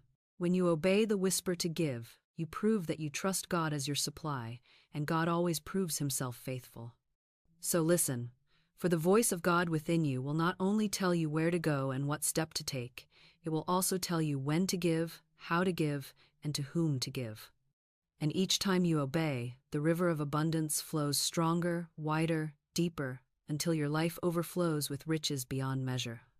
And now that you see how giving by intuition keeps the current of supply alive, we must turn to the final proof of faith, obedience itself. For intuition may whisper, but unless you obey, the blessing cannot appear. Let us move into the law of obedience, where faith is proved by action, and miracles are released without delay. Now let me speak to you of the golden key that unlocks every hunch, every whisper, every divine direction: obedience. For intuition may whisper, faith may declare, preparation may be made, but if you will not obey when the moment comes, your good stands waiting at the door and you never open it. Obedience is the final proof of faith. It is the act that turns invisible substance into visible supply. Many hear the whisper, many feel the nudge, many sense the call, but they hesitate, they reason, they delay. They say, perhaps later, perhaps tomorrow, perhaps it was only my imagination. And in that hesitation, the door closes. The good that was waiting slips away. The opportunity passes to another. The supply vanishes like a dream. The law requires proof, and proof is obedience. I recall a man who longed for new work, new direction, a fresh beginning. He prayed, he affirmed, he declared, but nothing moved. Then one day, he felt a sudden impulse to walk into a certain building. He had no appointment, no reason to go, no business there. Reason said, "It is foolish." Fear said, "You will be turned away." But the hunch pressed him. He remembered what I had said. Never violate a hunch. So he obeyed. Inside that building he encountered an old acquaintance who greeted him with joy and offered him a position that became the very gateway to his prosperity. He said afterward, "Had I reasoned it away, had I delayed even one day, I would have missed it. Obedience changed my life in an instant." Another woman told me she often felt impulses to do small things but always ignored them, saying, "It cannot be God. It is only my imagination." And because she ignored them, her life was full of missed chances and repeated disappointments. But one day, she determined to obey. She felt a sudden nudge to take a different road home. It made no sense, yet she listened. Later she discovered that had she gone her usual way, she would have been caught in a serious accident. From that day on, she said, "I will never ignore again. I will never silence the voice within." And her life began to prosper, for obedience proved her faith, and her faith unlocked her supply. Do you see? The inner voice seldom gives you the whole plan at once. It will not unfold tomorrow until you obey today. The next step will not appear until you take the one before you. Faith demands obedience in the moment, and only then is the path revealed. That is why so many wander. They wait for the whole road to be shown, but the law does not work that way. It says, "Take this step, and then I will show you the next." If you refuse, the road remains hidden. If you obey, the road appears beneath your feet. And let me tell you, obedience is often tested in little things before it is trusted with great. A whisper to write a letter, to make a call, to give a gift, to change a plan. These small commands are the training ground. If you prove faithful in the small, the larger will follow. But if you despise the small, if you reason them away, you will not hear clearly when the larger call comes. Many cry out, "Why is God silent?" He is not silent. You have simply stopped obeying the small whispers, and so the channel has grown faint. Restore it with obedience, and the voice will grow clear again. So I ask you, what whisper have you been ignoring? What hunch have you reasoned away? What inner nudge have you put off until tomorrow? Go back and obey. Do it today. For your supply may be waiting on the other side of that act. The blessing may be standing at the threshold, waiting only for you to open the door. Obedience is not loss, it is gain. It is not bondage, it is freedom. It is not surrender to something less, it is alignment with something greater. Remember this, every act of obedience is proof of faith, and faith proved is faith rewarded. The law does not delay. When you obey, doors open, channels flow, supply hastens. Do not wait, do not reason, do not delay. Obey the whisper, and you will find that every step you take leads straight into the fortune that has been yours all along. And now that you see obedience is the final seal upon intuition, let us move to the crown of all prosperity, the truth of divine right riches, the law that ensures your wealth brings no sorrow but only joy, and that what is truly yours can never be taken from you. Now we come to the crown of prosperity, the highest law of supply, the truth that separates fleeting wealth from eternal riches. Only that which is yours by divine right will endure, and only divine right riches bring joy without sorrow. The world is filled with people who have forced their way into wealth, who have gained fortunes by cunning, by deceit, by fear, or by striving, and though they may glitter for a season, look closely and you will see the shadow that follows. Their nights are filled with worry, their homes are filled with discord, their health is drained by anxiety, and their riches, instead of blessing them, become chains about their necks. For the scripture says plainly, "The blessing of the Lord, it maketh rich, and he addeth no sorrow with it." This is the test. and it is infallible. If your wealth adds sorrow, it is not from God. If it brings peace, joy, freedom, and blessing, then you know it is yours by divine right. I once counseled a woman who longed to marry a certain man. She prayed for him, pleaded for him, tried to force the law to give her what she thought she wanted. But I said to her, I will not speak the word for you to have him, for he may not be yours by divine right. If he is, nothing can keep him. If he is not, you would not be happy with him. Instead, we will speak for your right man, the one chosen for you by divine law. If this one is yours, he will return. If not, his equivalent will appear. She agreed, though her heart was reluctant. In time, the man drifted away, and another appeared, a man who was everything she had longed for, everything she had imagined, and more. She said to me, "It is uncanny, he is all that I wanted the other to be." And so it was, for the law had removed the counterfeit and given her the true. That is divine right. So it is with money. Some gather riches that are not theirs by right. They claw, they clutch, they trick, they strive, and for a season they may succeed, but soon those riches slip away or turn into burdens. Lawsuits consume them, quarrels divide them, sickness robs them, fear drains them. Wrong riches carry sorrow as their shadow. But when wealth comes by divine right, it flows easily, it remains securely, it blesses abundantly. It does not come by toil but by alignment. It does not bring anxiety but peace. It does not lead to sorrow but to joy. You may ask, but how do I know if the riches before me are mine by divine right? The answer is simple. Test them by peace. Do they bring you joy or do they trouble you? Do they expand your life or do they narrow it? Do they make you free or do they bind you tighter? Do they give you room to bless others or do they make you grasp and cling? Divine right riches always expand, always free, always bless. Wrong riches always shrink, always bind, always curse. The law is clear and cannot be deceived. Therefore I tell you, never envy another's fortune, never covet another's wealth, never chase what does not belong to you. Speak instead, that which is mine by divine right is now released to me. It comes quickly, easily, joyously, under grace, in perfect ways. When you declare this, you release the counterfeit and call in the true. And when the true comes, you will know it, for it will bring no sorrow with it.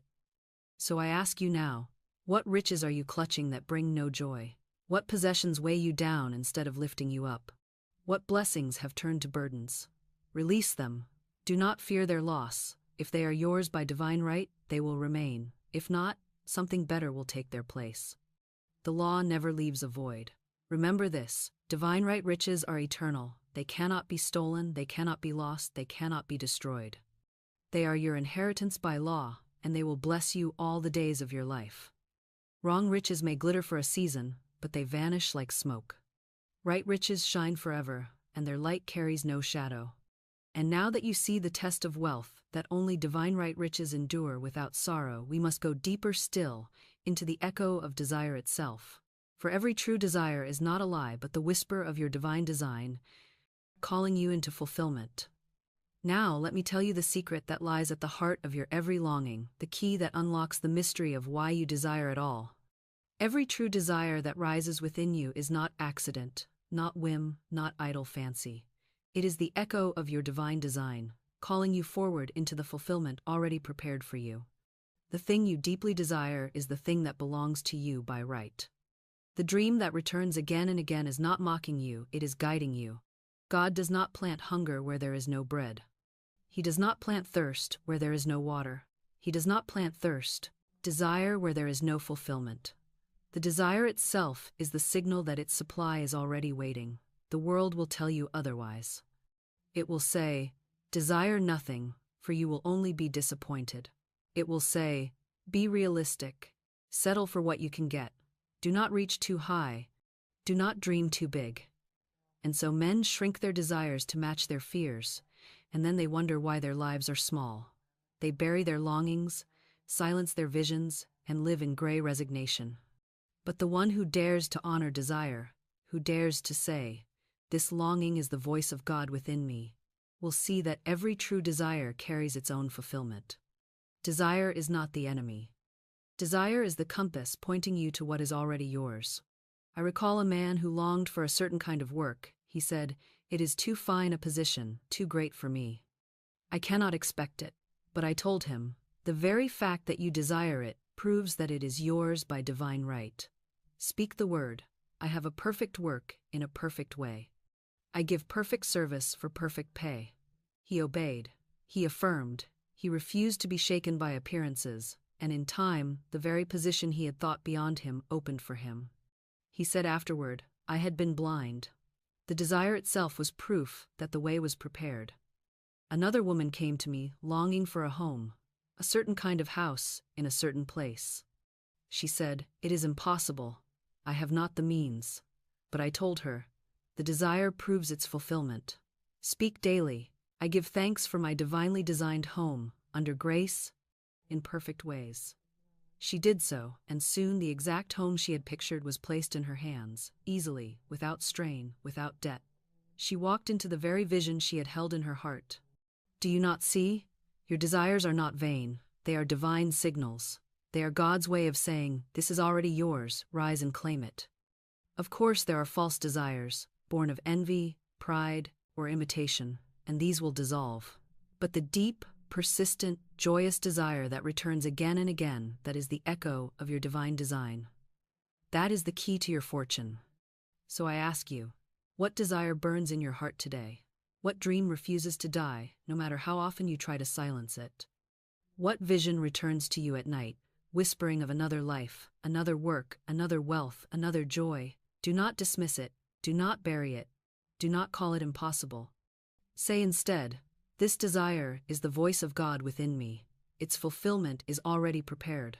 I claim it now, under grace, in perfect ways." For remember this, desire is never cruel. It is never vain. It is never planted without the power to fulfill it. It is the echo of your divine right, the signal of your destiny, the voice of God pointing you to the riches prepared for you from the foundation of the world. And now that you understand desire as destiny's whisper, we must look at the law that protects you when your longing is set on the wrong thing, the merciful law of substitution, which takes away the counterfeit and gives you the true equivalent. Now I must tell you of a merciful law that has spared many from ruin and lifted them into joy, though at the time they wept and thought themselves forsaken. It is the law of substitution. This law declares that if the thing you seek, the thing you demand, the thing you strive for is not yours by divine right, you shall not have it. But in its place, the true equivalent, the perfect substitute, will be given. At first this feels like denial, like loss, like the closing of a door. People cry out, "Why has God withheld this from me?" But I say to you, God never withholds. He only protects, He never denies, He only substitutes, He never leaves you empty. He only clears the counterfeit to make room for the true. I recall a woman who was set on marrying a certain man. She said to me, "He is the one. Speak the word that he may be mine." But I told her, I cannot. To pray for a particular person is to try to force the law. If he is yours by divine right, nothing can keep him. If he is not, then you would not be happy, for he belongs to another. Instead, we will declare, "I give thanks for my right man, who now comes to me quickly, easily, joyously, under grace, in perfect ways. If this man is the right one, he will return. If not, his equivalent will appear." She agreed, though with a heavy heart. In time, the man drifted away, and another appeared, a man who matched her in every way, who was all she had longed for, and more. She came to me later, radiant, saying, "He is everything I desired in the other, and beyond." That was the law of substitution. The counterfeit dissolved, the true equivalent appeared. The same law governs money, work, and possessions. A student of mine once sought a certain position. She declared for it, she longed for it, she demanded it. But the door shut, and she was denied. She wept, thinking her prayer had failed. Yet soon after, a better position opened, greater pay, greater freedom, greater joy. She told me afterward, "Had I been given the first, I would have been trapped. Now I see the law spared me and gave me better." That is substitution. The law does not cheat you, it saves you from sorrow. So I tell you, never cling in terror to a thing. Never cry, "I must have this or I perish." Never beat at a closed door demanding entrance. If it is yours by right, the door will swing wide. If it is not, the law will close it, and in time you will bless that it was closed. Say instead, if this is mine by divine right, it is secure. If it is not, then its perfect substitute, its true equivalent, now appears. And then stand still and see the salvation of the Lord. Think of it as a child clinging to a toy too small, unwilling to let it go. The parent pries it from his hand, not to leave him empty, but to give him something better, more fitting, more joyous. So it is with God. He takes the wrong to make space for the right. He removes the lesser to give you the greater. He clears the counterfeit to give you the genuine. And when you receive it, you will marvel and say, "Now I understand why the first was denied. This is far better." So I ask you, what are you clutching today that may not be yours by right? What door are you demanding open that God in His mercy has closed? What possession, what position, what relationship have you been forcing, though it brings you no peace? Release it, trust the law. Declare, that which is mine by divine right is now released to me, and its perfect equivalent now appears, under grace, in perfect ways. Then rest. Then watch. Then rejoice when the substitute arrives. For remember this, God never withholds, He only substitutes. And when the true comes, it brings no sorrow, no struggle, no shadow. It blesses, it endures, it frees. The law of substitution is mercy in action, and it will never fail you.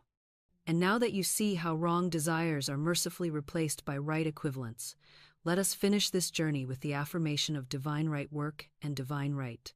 Pay the formula that secures not only wealth, but joyous service and perfect reward.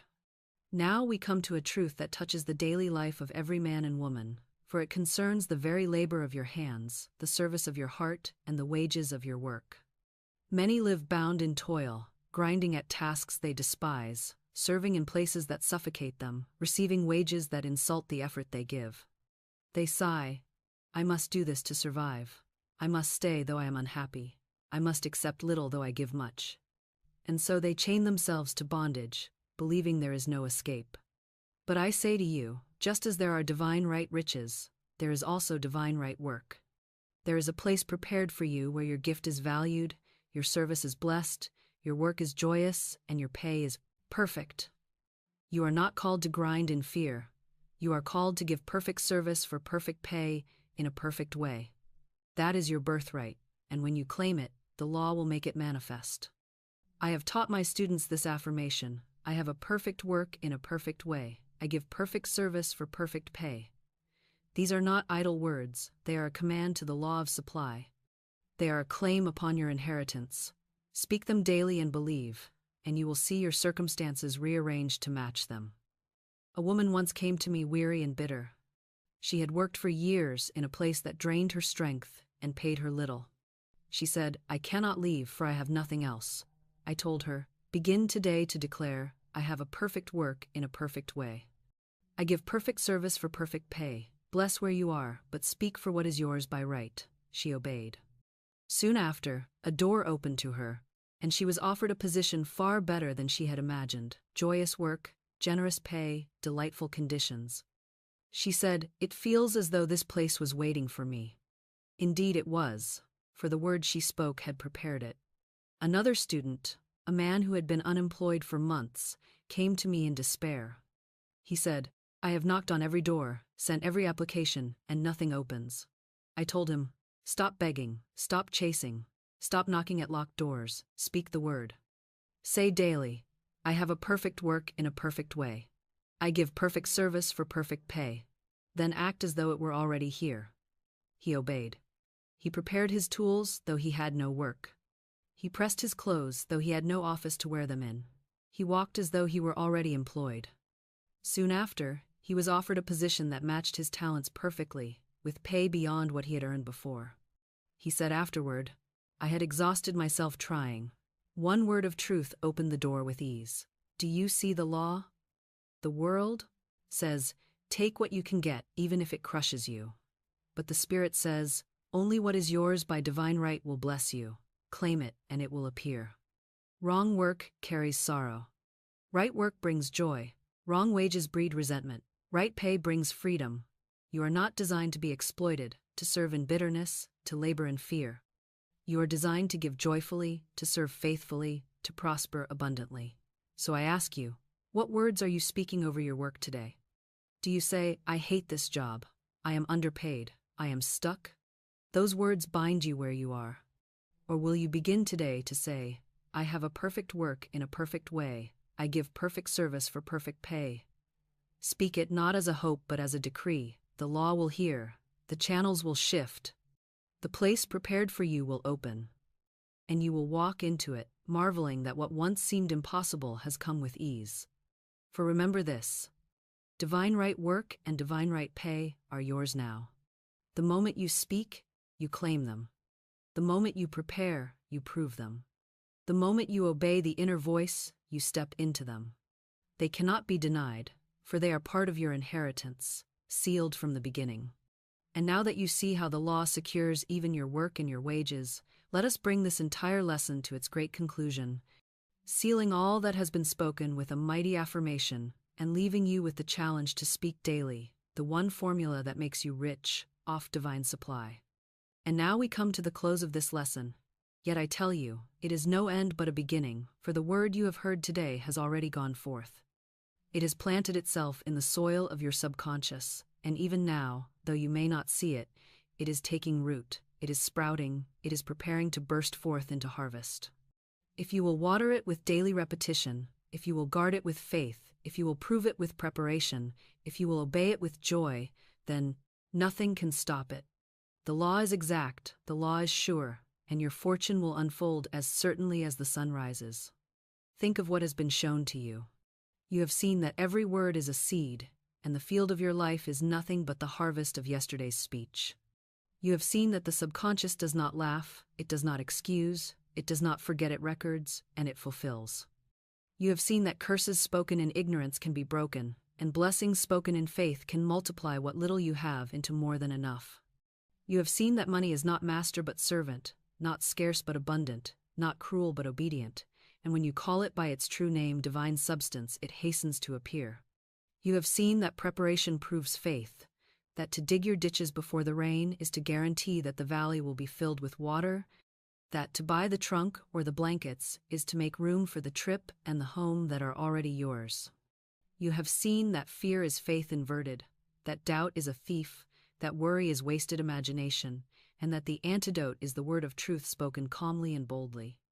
You have seen the shield of non-resistance, the refusal to wrestle with shadows, the serenity that dissolves every false picture without struggle. You have seen that intuition is God's wireless, whispering the way step by step, and that a hunch obeyed multiplies supply, while a hunch ignored closes the door. You have seen that even giving, when led by intuition, opens the floodgates of return, and that obedience is the final proof of faith. And you have seen the crown of it all, that only what is yours by divine right endures, that true riches bring no sorrow, that deep desires are the echo of your divine design, that wrong desires are mercifully replaced by the right equivalent, and that you have a perfect work in a perfect way, where you give perfect service for perfect pay. So I say to you now, you are no longer a beggar before life, no longer a slave to fear, no longer a prisoner of appearances. You are a commander under divine law. The word you speak daily is the formula of your fortune. Speak it, prepare for it, obey it, and watch as riches flow to you with ease, under grace, in perfect ways. Let this be your affirmation, your challenge, your daily command. God is my unfailing supply, and great avalanches of abundance now flow to me, under grace, in perfect ways. Speak it morning and night. Speak it over your purse, over your work, over your home, over your future. Speak it for 30 days, and you will see the chains of lack fall away and the doors of fortune swing wide. But before we part, let me open a door of curiosity, for there is one more law, so powerful, so sweeping, that it can overturn years of debt in a single week, that it can dissolve obstacles that have stood against you for years, that it can lift from your shoulders every weight that bows you down. It is the law of casting the burden. In my next lesson, I will reveal it. The mighty command that hands every problem over to God and leaves you free. You must not miss it, for it is the missing piece that will make your prosperity complete. So click now, listen, and step into the next revelation. Let the burden of money melt into blessing. Let the word of truth crown you with abundance. Let the law of divine supply write your future in gold.